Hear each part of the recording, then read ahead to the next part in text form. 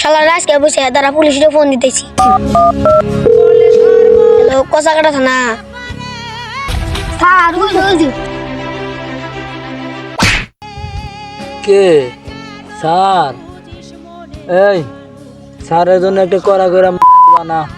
Sir বসুন। Sir আমার মোরা বয় স্যার এইটুকু বললাম বাচ্চা নিয়ে যায়